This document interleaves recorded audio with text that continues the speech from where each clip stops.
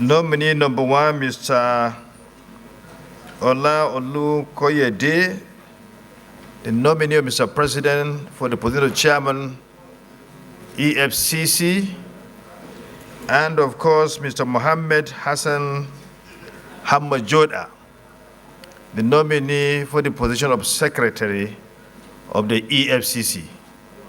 But right on the podium is Mr. Ola, who has been nominated to serve as the next substantive chairman of the EFCC.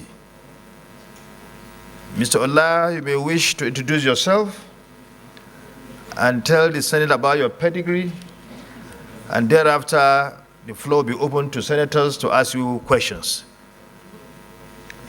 Mr. Ola, you can. The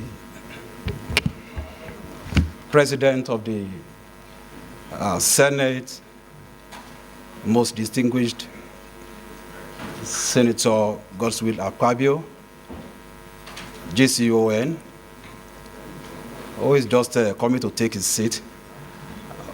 This Deputy President of the Senate, most also distinguished Senator Jibril Barau, CON, the leaders of the Senate, permit me to please recognize the leader, Senator Olukoyede Bamidele, who happens to also be a senator representing my state. Permit me also to specially recognize Senator Yemi Adaramudu from Ekiti South, who happens to be my own senator from Ekiti South. Permit me to also recognize Senator Cyril, who also is from Ekiti North Senatorial District. Fachuyi, Senator Cyril Fachuyi, distinguished. The very distinguished stand before you today as a nominee of the President of the Federal Republic of Nigeria, Asiwaju Bola Ahmed Tinubu, is a father of the nation, to be screened and confirmed, if you so desire, as the Executive Chairman of Economic and Financial Crimes Commission. I'd like to especially thank and appreciate the President for finding me worthy of this nomination.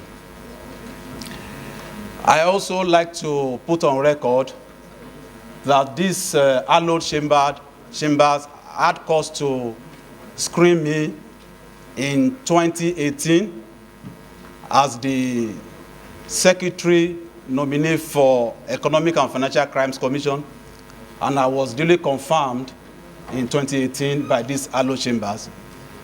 So this is making me the second time of appearing before you. And I believe that the same gesture that was extended then will so also be extended. Having said that, my name is Olukoyede. I was born on the 14th of October 1969 in Ikero, Ekiti State, Southwest region of Nigeria. I started my education pursuit in 1974 at St. Luke's Primary School. From there, moved on to Annunciation College, both in Ikero, Ekiti. From there, I had a stint at College of Basic and Remedial Studies in Akure, where I had my A-levels. From there, I proceeded to University of Lagos, where I ran a program in law, diploma in law. From there, I moved to Lagos State University, where I graduated with LLB. From there, went to the Nigerian Law School, where I was called to the bar.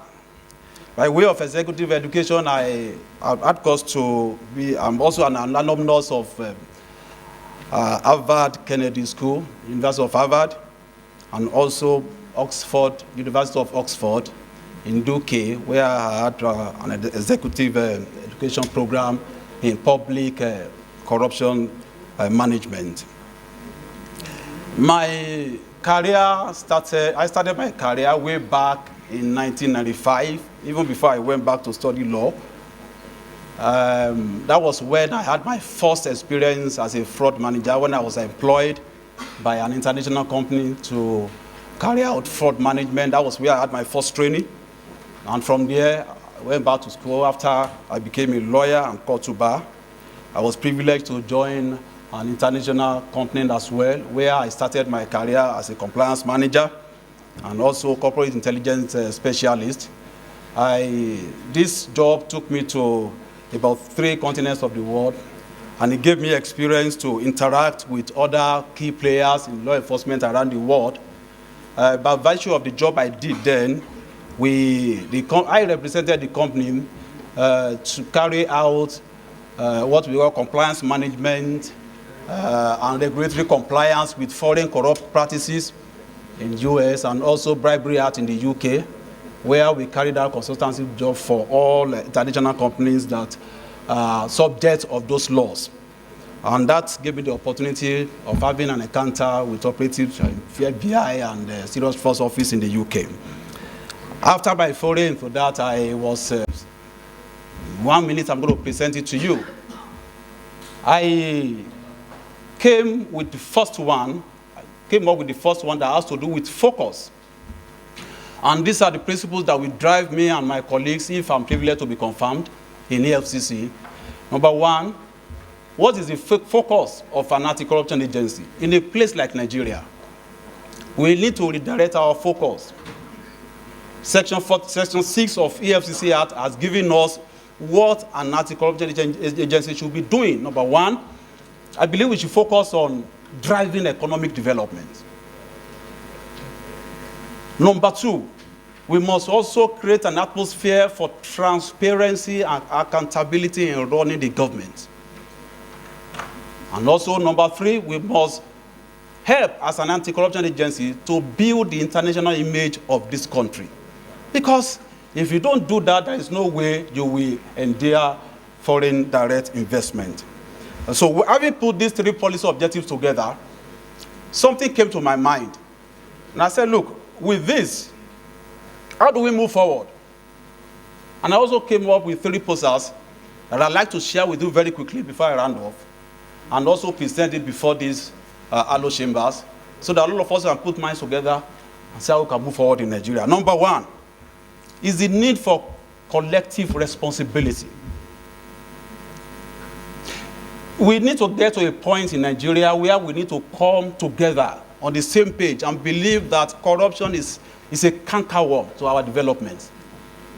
We must come together and believe that financial crimes, the way it has overwhelmed our structure and systems in Nigeria, we can't move forward. Even if we are moving forward, it's going to be at a snail speed. And so where do we go from here? All of us must come together. It's not just the work of the anti-corruption agencies. We must agree. And I say this, everybody is talking about we need to fight corruption, but I have come by virtue of my experience to notice that it is become more of rhetoric than showing the commitment. And that's why I'm standing before you today, if given the opportunity. The time has come for us to show commitment. What do I mean? For instance, if I have the opportunity tomorrow to perhaps investigate the most distinguished president of the Senate, not even that, okay, let me use my senator, Senator Daramodu.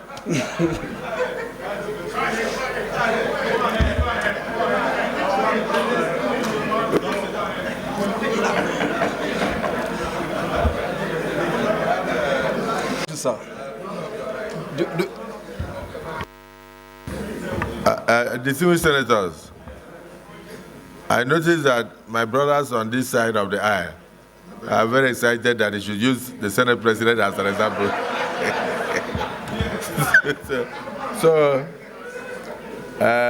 The distinguished nominee, look to this side, pick anyone, Senator Alero or anyone.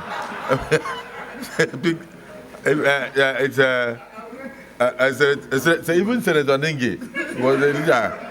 Pick any of them. Leave the Senate President for now.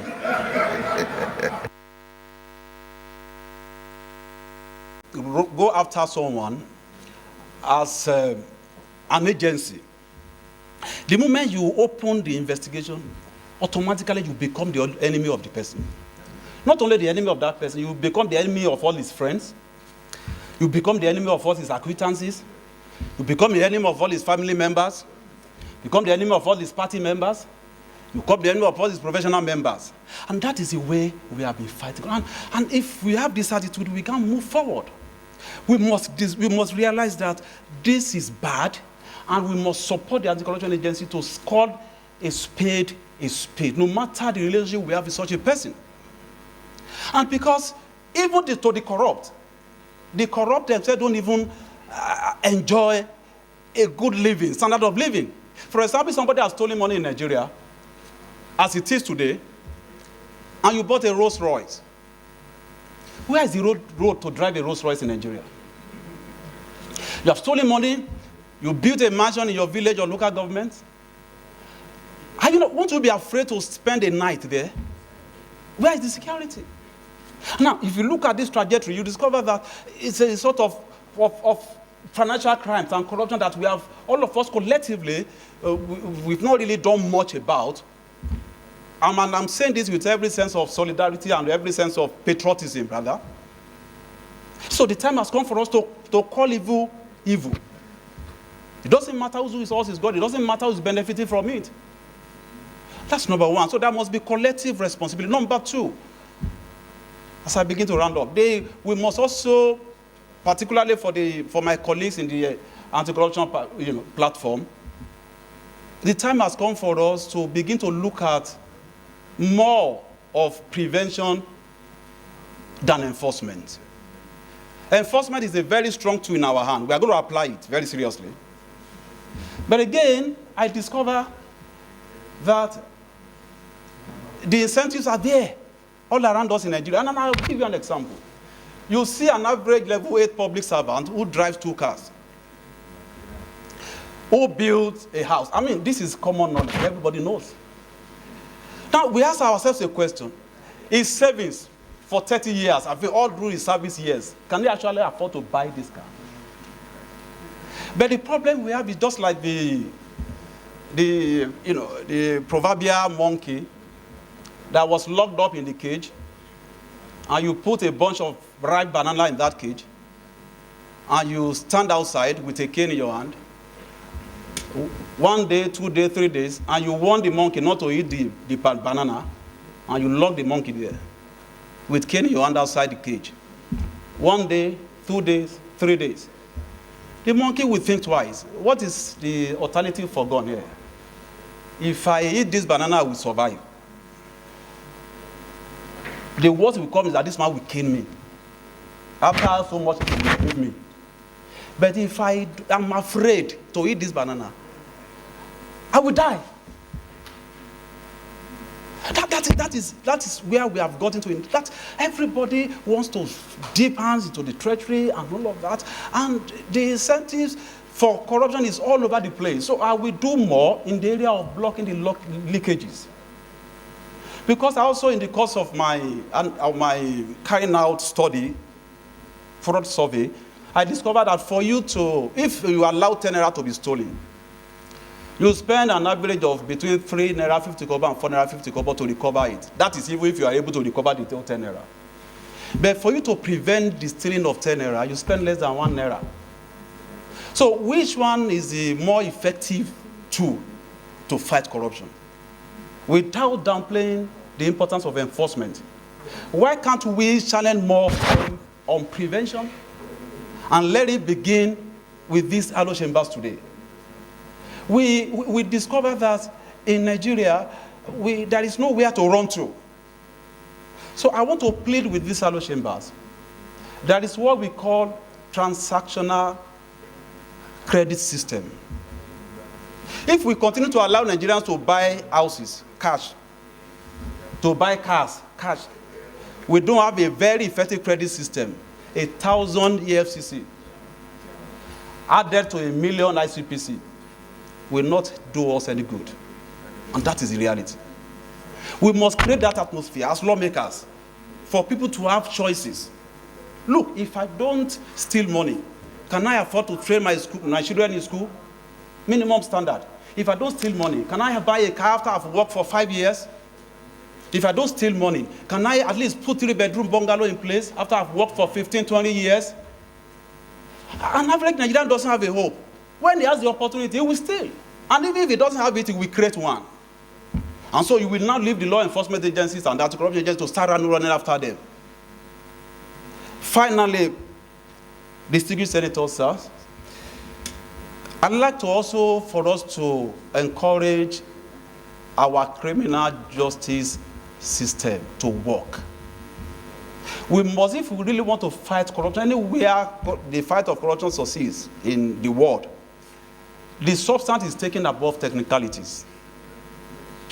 We must encourage our criminal justice system to advocate in such a way that max, prosecution doesn't take more than 5 years, max from cost of first instance to Supreme Court. And I know these ILO chambers can begin to work on that very seriously. And so if we make our criminal justice system work, you will see more of what the anti-corruption agencies are doing. And it will be better for all of us. On this note, I'd like to thank you very much, and I want to leave you with this. I did a survey between 2018 and 2020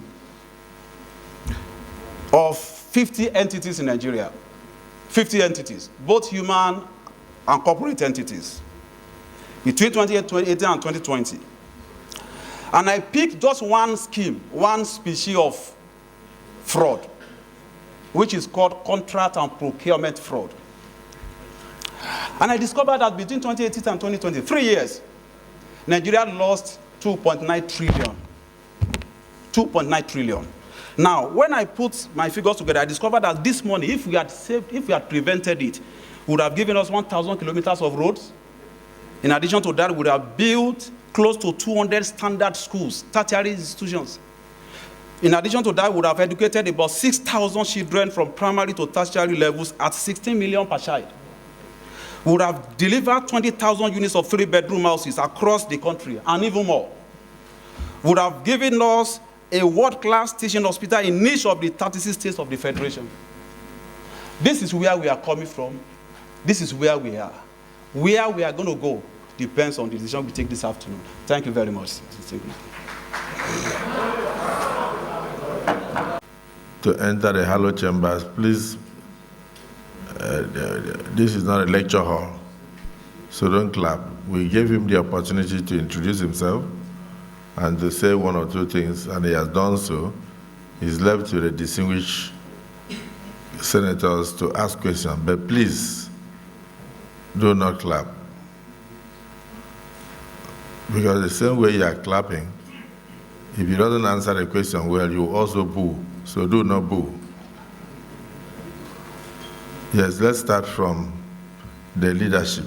Fight economic and financial crimes to create accountability and transparency in governance and in all sectors of the economy.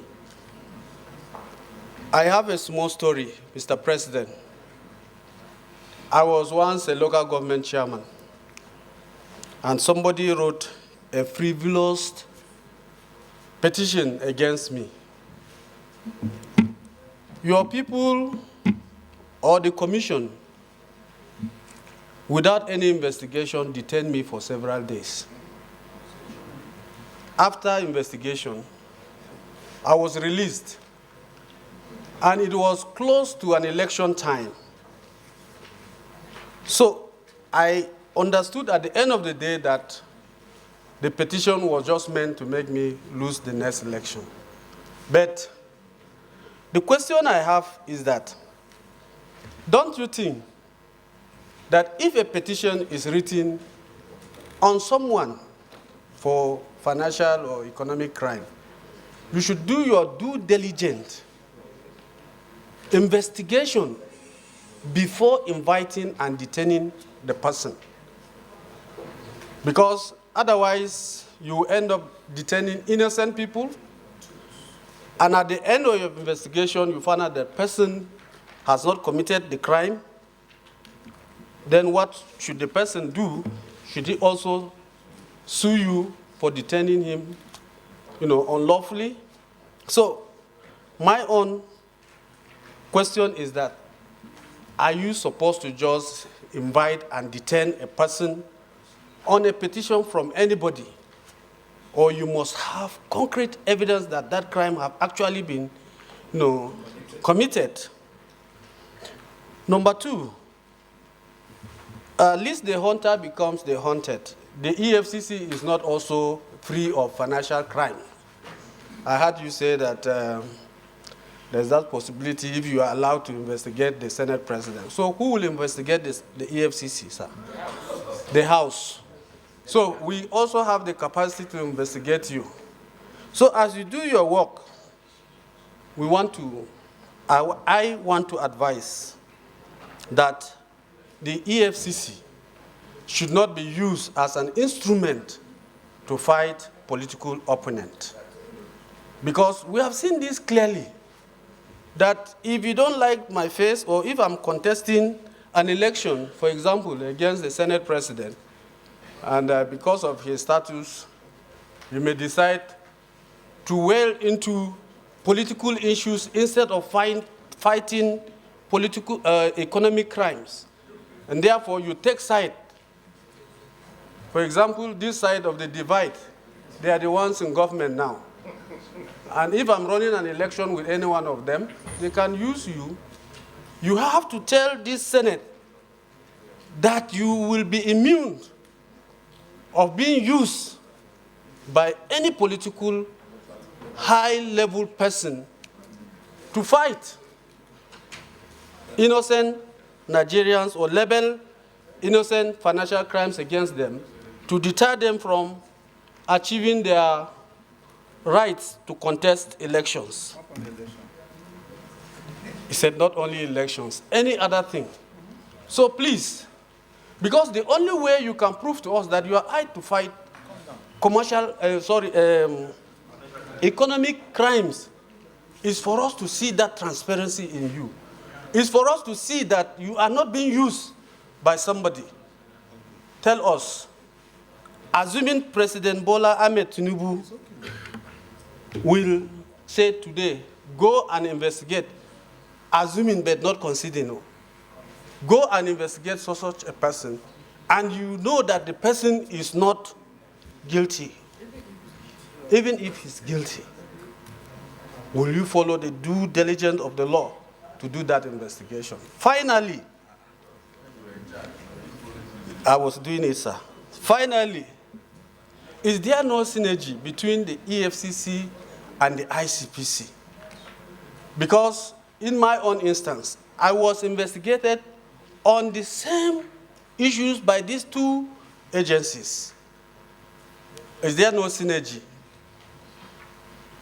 That if EFCC is investigating Mr. A on crime ABC, ICPC should not be doing the same thing on the same grounds or the same charges. Thank you. Aware that EFCC has a lot of questions to answer. And so this Senate in future intends also to look into the activities of EFCC. Am I right? You are talking about yourself. It means that the person who wrote petition against you when you were a local government chairman was not a high-profile person. That is why you were not even invited by DSS. That is why you were not invited by the IG. But what about where you have invitation to appear before DSS, appear before the IG, appear before the ICPC, appear before the EFCC, and it's all organized? How do you explain 98 petitions written against one human being, and none of them has any merit?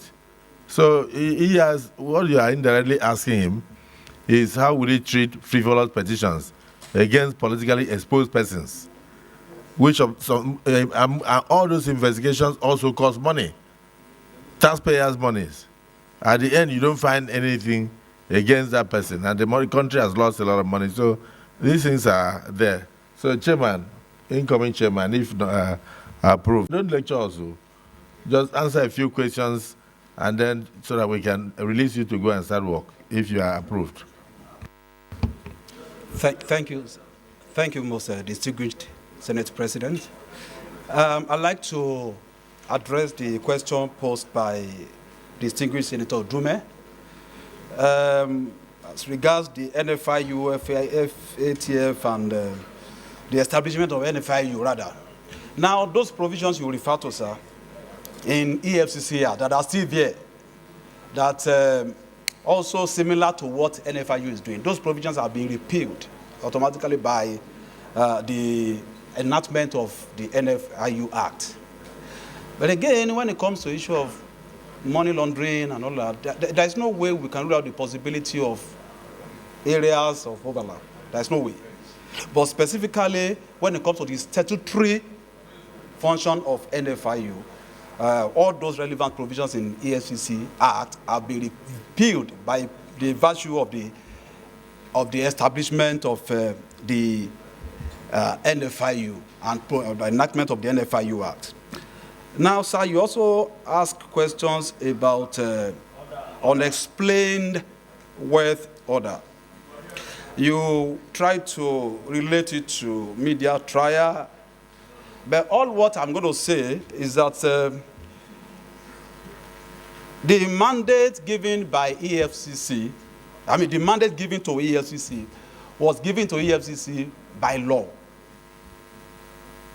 Any attempt to do anything outside that mandate is going to be deemed as also violating the provision of the law. So if I have given the opportunity, I stand before you. I was also an officer in the Temple of Justice. We are going to do our work diligently with utmost respect to the provisions of the law. You can't fight anti-corruption successfully without respect to the provisions of the law. I make that pledge before you, sir.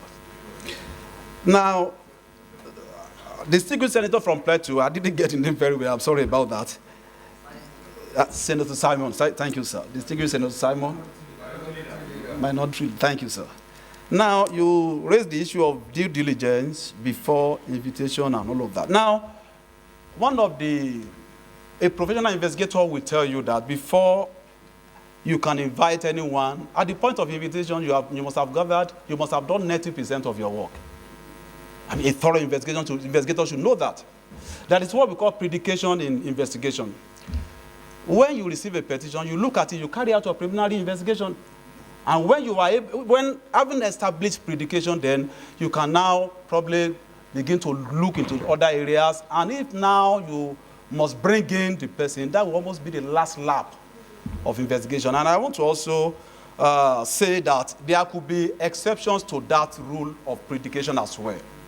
For example, if you know that the person may escape out of jurisdiction, and that could vitiate the process of investigation, and you need to bring in this person to make statement and all of that, then perhaps it may be expedient for you to put some certain processes in place and just to ensure that the person does not escape because you have already started your investigation. Now, that is an exception to the rule. But the general application is that of predication. You must have done your work. This is financial crime investigation. It's not combatant matter. It's not war.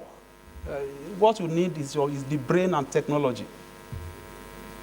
We will get to a point that at the press of a button, we can look at the financial activities of everybody. So that makes the job easier for you. So you don't even have to start running after people carrying AK-49, hounding people all over the place. That's not the best way to investigate financial crimes. That's why we call it white-collar crimes. Now, we also, the distinguished senator also raised the issue of political opponents. I'd like to submit, sir, with every sense of commitment to duty. This issue of, investigating political opponents is neither here nor there. There are two salient questions that must be asked and answered. Number one, has the person committed crime? Has he committed financial crimes? If he has, then I will have cause to investigate him. Whether if you are in the ruling party, if you dip your hands into what you are not supposed to dip your hands into, you will be called to question. Well, you are in the opposition, you swallow some paper that will not digest. you will also be called to answer questions. So the mandate that the law gives us, or gives EFCC, did not discriminate. And the question is, okay, of course, there's no way you will not pick people who have, find people who have committed crime and all of that, financial crimes. This is where equity and justice comes in. So you will not be seen as chasing a particular section, or, send that, signal across to people that you are always chasing a particular set of people. And that's where we are going to balance the whole thing. That's what I have to say about that. So we are going to be guided strictly by our mandate. And finally, the synergy between EFCC and ICPC. Some years ago, I was privy to developing an MOU between EFCC and ICPC, to the extent that we don't want to begin to do things that at the end of the day will end up in double jeopardy. So I remember then the acting executive chairman and the chairman of ICPC, and including myself and the secretary of ICPC, we had a couple of meetings. And we developed that MOU, but I'm not sure that MOU has been executed. Now, if I'm given the opportunity to be confirmed, one of the first things I'm going to do is to ensure that that MOU is executed, so that will form a kind of working relationship between ICPC and EFCC, so that we'll be able to look. If ICPC is investigating someone using Nigerian taxpayers' money, why should I dissipate energy and resources to investigate if perhaps it's the same, the facts are similar? I don't think that is going to be the interest of of the nation. Thank you very much. That's all I have to say about the questions. Yes, because if you do so, the hallowed chambers of both houses can look at that to avoid double jeopardy. That's one. It will be necessary to look at the possibility of merging the two, so that we don't continue with hounding Nigerians. And then, Senator Alero. Most of the investigations are concentrated on government and governmental agencies. You hardly hear of investigations going on in financial institutions until recently, when the CBN came into such a light. And we know very well that crimes are committed more in the banking sector or in private sector. I'll give you an example. I happen to be in the Banking and Financial Institutions Committee, and we had oversight visit on AMCON, and they told us that they have well over 5 trillion naira, which is in the hands of very few Nigerians. Actually, only 22, yes, only 22 people. And this is a very big financial crimes. Most of it is abuse of office by corporate individuals. And some of these individuals are highly placed. EFCC is doing investigation on them. And AMCON has been expecting to recover this money from these 22 individuals. 5 trillion naira is capital budget of Nigeria of 2021-2022. And you just read a piece of paper what 2 trillion naira can do for Nigeria. Now, these 5 individuals are having more than 5 trillion naira, and nothing is being done on them. But you hear of EFCC arresting a governor for misappropriating 200 million naira, arresting the governor for misappropriating 500 million naira. While there are individuals that are holding this 5 trillion naira, you are doing nothing about it. Nigerians want to know, what will you do to recover this money? And most of this money is backed by a guarantee. Nothing is being done to recover this money by using the guarantee. Why are you silent on that? Why is EFCC silent on that? We want to know what you will do to recover this money. This is taxpayers' money. At a particular time, the governor of Central Bank had to release well over 1.5 trillion naira to recapitalize the bank because of serious misappropriation, serious corruption going on. And up to now, this money has not been recovered. So we would like to know your approach to this. Thank you, Mr. President. In EFCC. And I was part of the Course 1 of EFCC. As I stand, I was a member of Course 1 of EFCC. And even senior to the former chairman of EFCC. But my boss is here, Mr. President, Hamajoda. Hamajoda was my boss, but I came before him into EFCC. But we worked together as cashier while he was the auditor of the commission. He's a straightforward person. He doesn't tolerate illegality, which Senator Nkombo will attest to that, because he worked under him. And with all the shortcomings of EFCC, Mr. Senate President, I'm in line with what you have said, to strengthen the commission by changing the status or amending the status of EFCC. With this, I want to urge my fellow colleagues, distinguished senators, to allow the two gentlemen to take a bow and leave, because a lot have been said, a lot of questions have been asked. We should allow them to take their bow and take the leave of the chamber. Thank you, Mr. President.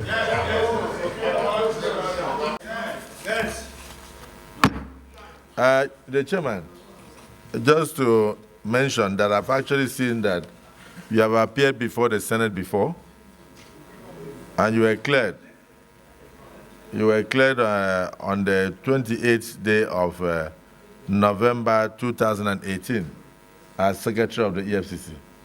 You didn't mention that, so that was important. It means that this Salo chamber had already scrutinized you and given you a clean bill of health. And then you serve as Secretary of the EFCC after the clearance by the Senate. You should have told us. We wouldn't have wasted so much time. Move forward, come forward and take a bow. You can take leave of the Senate.